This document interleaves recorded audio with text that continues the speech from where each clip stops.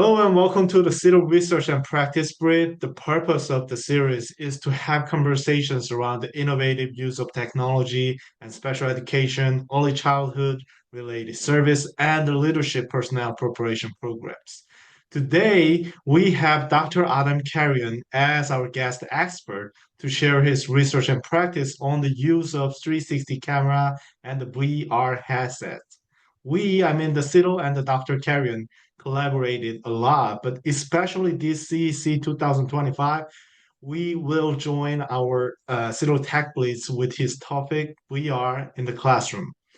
Dr. Carrion is an assistant professor of special education at Georgia Southern University, and his research interests include the use of emerging technology, especially the use of AR, VR, mixed reality, and extended reality to enhance the classroom for students with disability.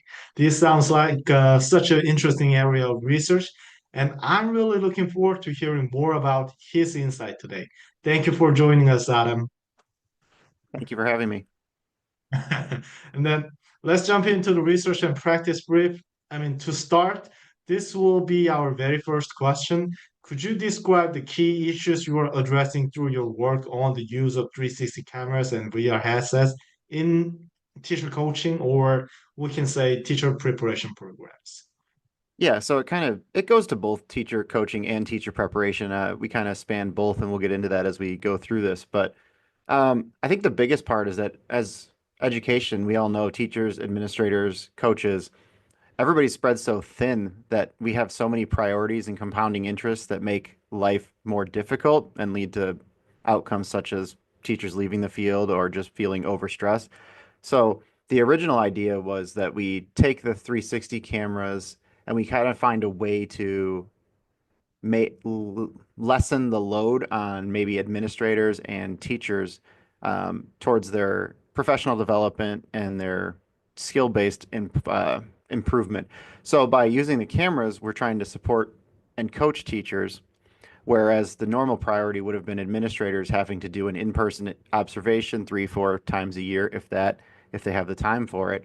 And those often get so pushed down the priority that they either get missed or the feedback isn't great. So we wanted to find a more efficient way to not only improve the skill set of teachers, but to also improve the empowerment and the way that they develop their own skills. So in a way, we're taking the 360 camera as a way to create a method of improving teacher practice by kind of taking the coach, we'll say coach in parentheses, out of the development. Now, obviously, administrators are important and we're not removing them, and we'll kind of get into like further plans to like empower administrators as we talk more about this.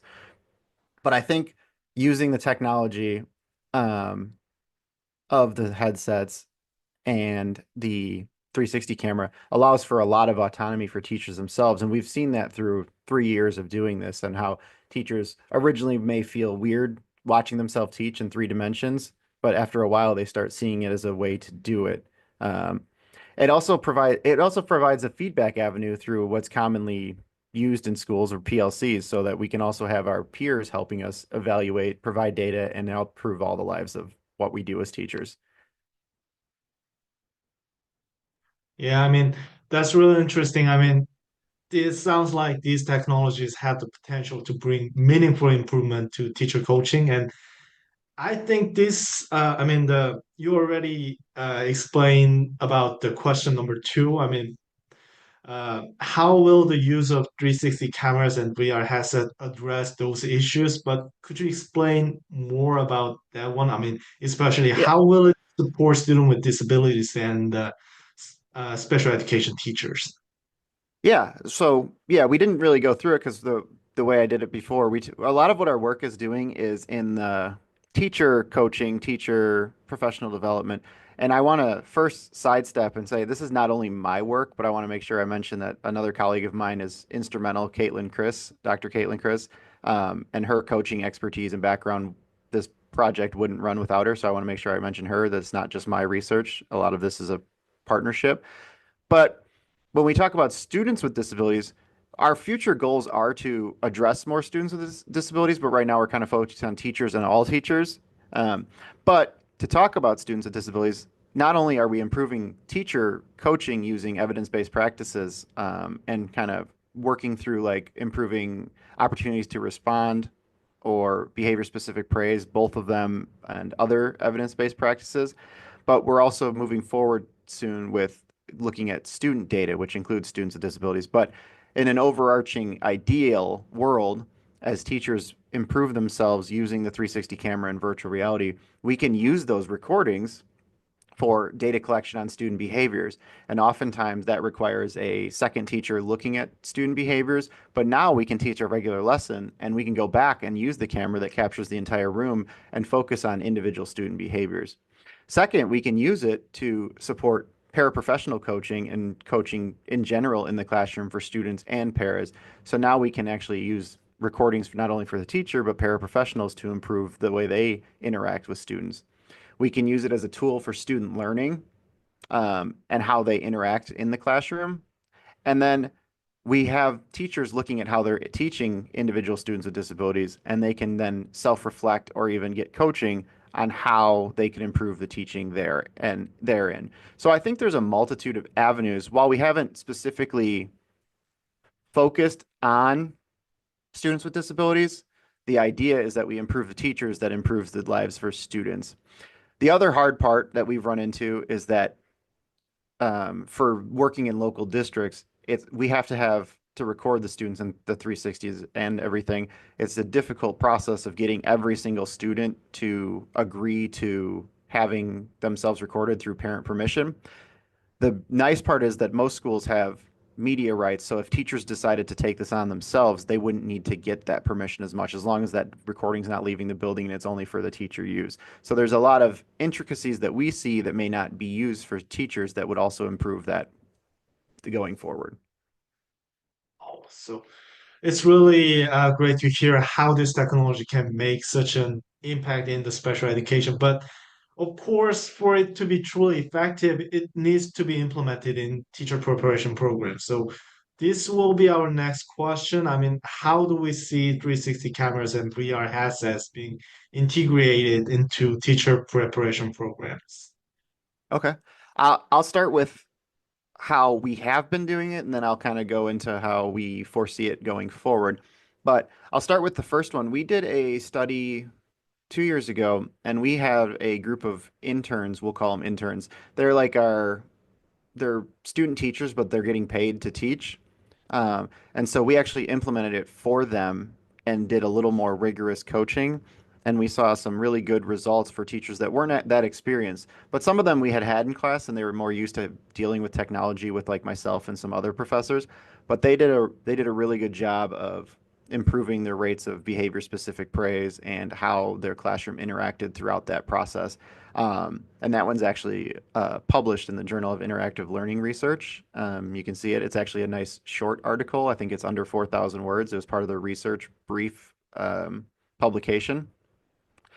So those teachers were really responsive to it. Now, for my own teacher preparation programs, I and Dr. Caitlin Criss, we have actually practiced in the classroom using the 360 cameras and the virtual reality. I forgot to mention in the beginning what we term it as. We call it IVVR, or immersive video via virtual reality, kind of gets everything together. So it takes the 360 camera where then I change the file type and then I'm able to put it in. We use Oculus Quest 3s, have used Quest 2s before, but the Quest 3 is what we're using currently. So in my undergrad classrooms, they get a variety of practice. First, we actually do practice using the 360 cameras in the classroom, so they can record themselves and do like micro lessons and mini lessons of teaching. And then I show them that you don't need the headset to view it in 360.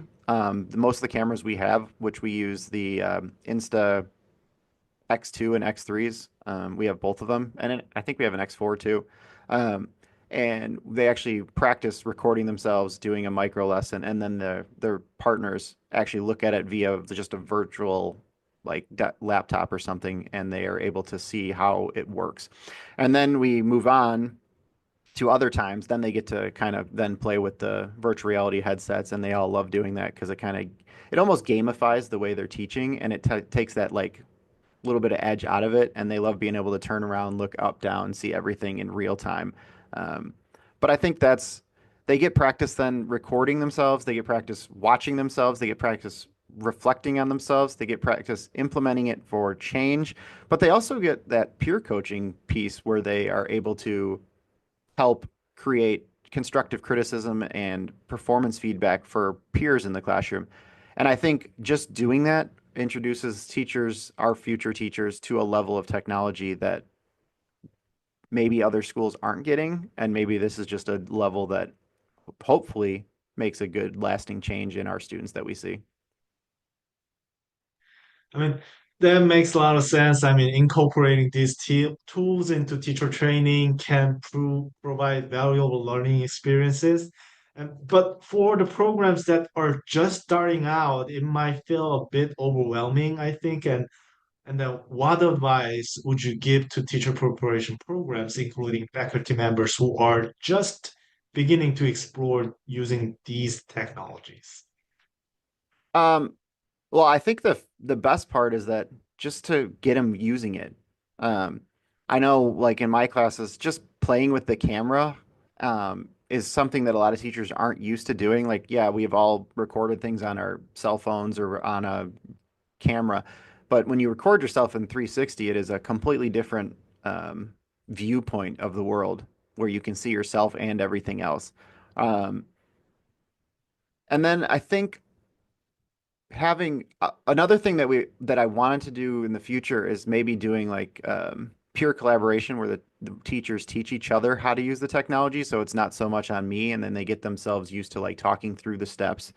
Um, but we what happens too is that we already use recordings. Like almost all teacher preparation programs now, you record the teacher, but what happens is they use an iPad or they use a swivel camera, and it only captures themselves. And so you're only seeing yourself teach, and the only thing you can do from that is talk about how your voice was, how your speed was, how your intonation was.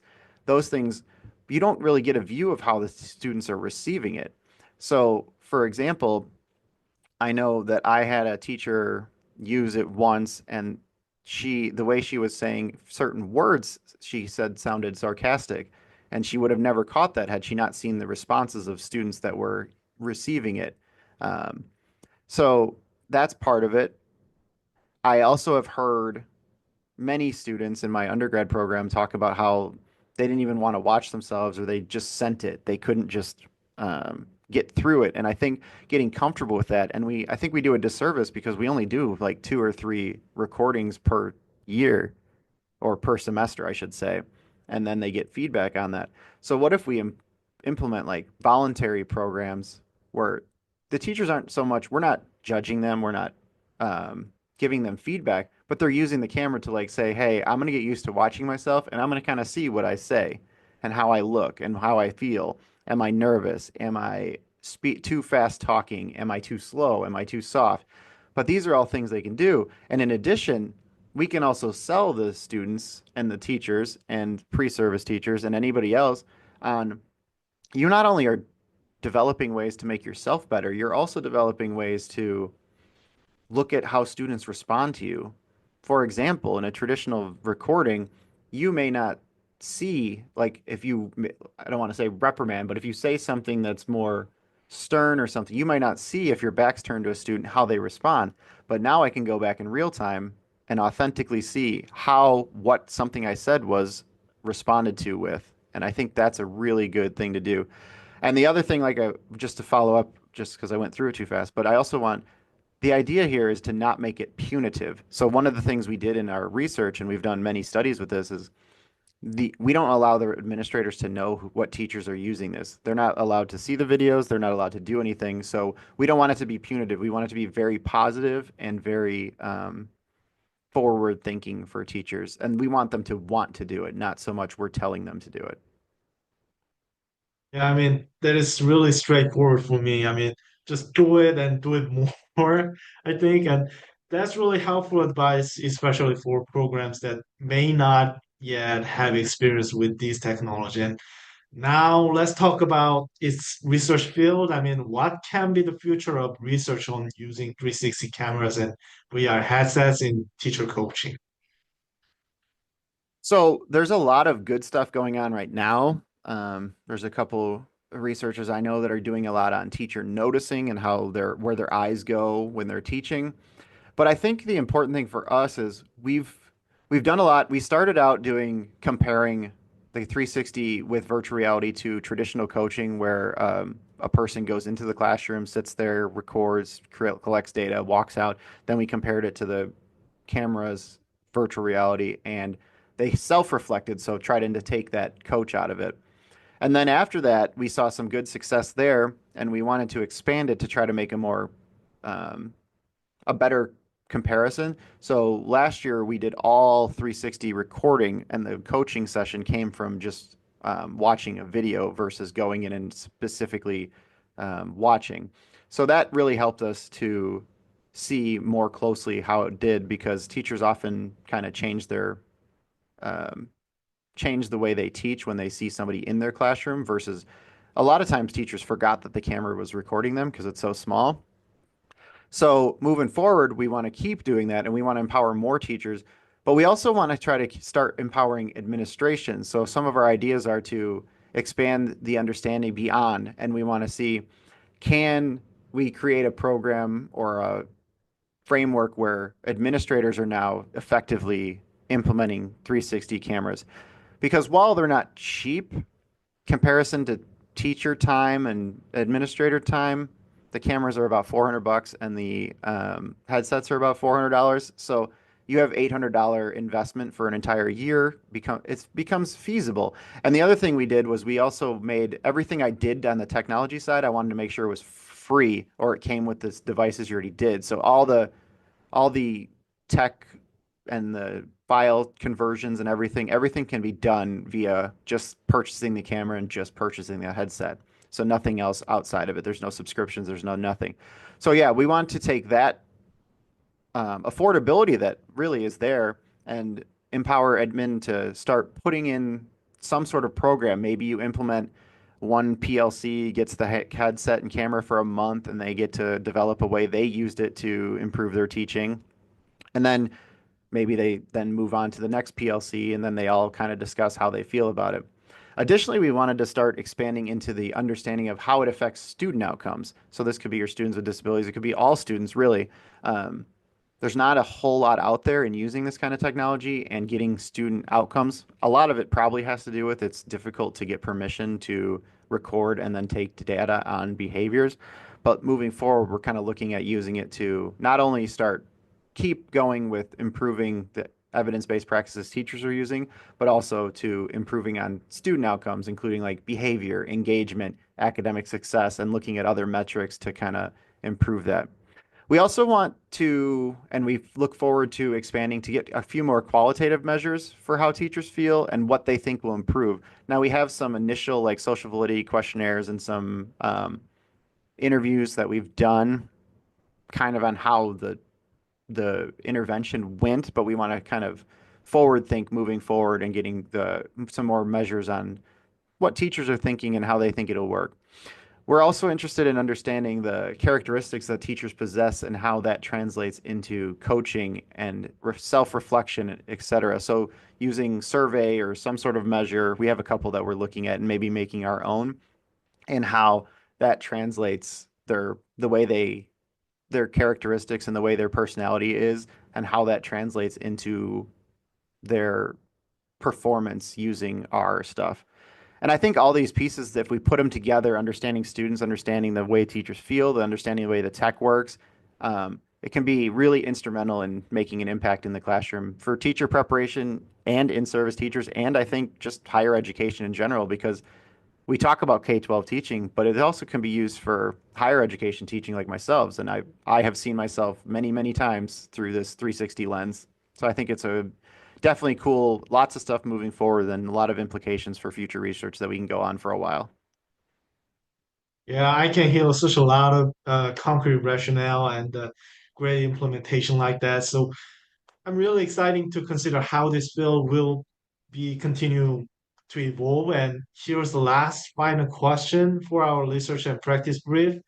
I mean, as teacher preparation programs strive to keep pace with these advancements, and what other factors should they consider moving forward? I think the first thing is I think everybody should at least try it. I think it's a great thing for schools to at least invest in a little bit too. And I think I would say most colleges probably have something similar. I know a lot of colleges have Swivel, but I think use it for coaching. I think it's a great way to understand how your behavior, how your students' behavior, how everything works in the classroom. Um, One example, I had a teacher who used it, and it was similar to what I was talking about before, but she was listening to herself and watching herself, and she said the word fantastic in a more sarcastic way. And she said that first time she went through it, she said she would never use that word again. And throughout the whole 2 years, I can tell you she never used the word fantastic again, which is really kind of cool that it changed instantly by just watching themselves. Um, I also think it's kind of a cool idea if you can see, especially for teacher preparation, because we spend so much time teaching lesson plans and we teach like how to create these awesome interactive lessons and how to implement them, but we never really look at how they're working. And through this, we can have student teachers and we can have pre-service teachers and even in-service teachers. They can implement a technology that now they can not only see how they're doing, they can see how the students are reacting and how they're collaborating. So even beyond the research level, not looking at collecting data, you can see collaboration because it's not the easiest thing to quantify when you're doing research. But as a person who is doing it, you can say, like, oh, that lesson really created some engagement and interaction for my students, or oh, maybe I should rethink how each individual piece of that. But I also want to moving for teacher preparation programs, if you wanted to start small, I think it's important to remember that the virtual reality piece is a tool that expands the camera. So if you're not interested in the virtual reality piece, you still have that 360 camera for working on it. So like with the camera we use, the Insta 360, you can view it in 360 degrees on your computer, on your phone, whatever you want to do. The VR tool just expands it so you can then are immersed in it versus, but we do know through some of the research that if we do use the VR, then schools have used immersion for things like Teach Live and immersion to provide like a what do you call it? A version of the way they should be teaching. So a simulation, that's the word I'm looking for. A simulation where this is not a simulation. This is real life, seeing themselves in an authentic manner. And I think it provides a different avenue that's way more affordable and I think will be pretty positive for schools. So I think the biggest thing for preparation programs is just try it and implement it. And one of the biggest things we know about teacher preparation programs and technology is that often we just need to be introduced and we need to play with the technology more. And just having it in a classroom will really help that.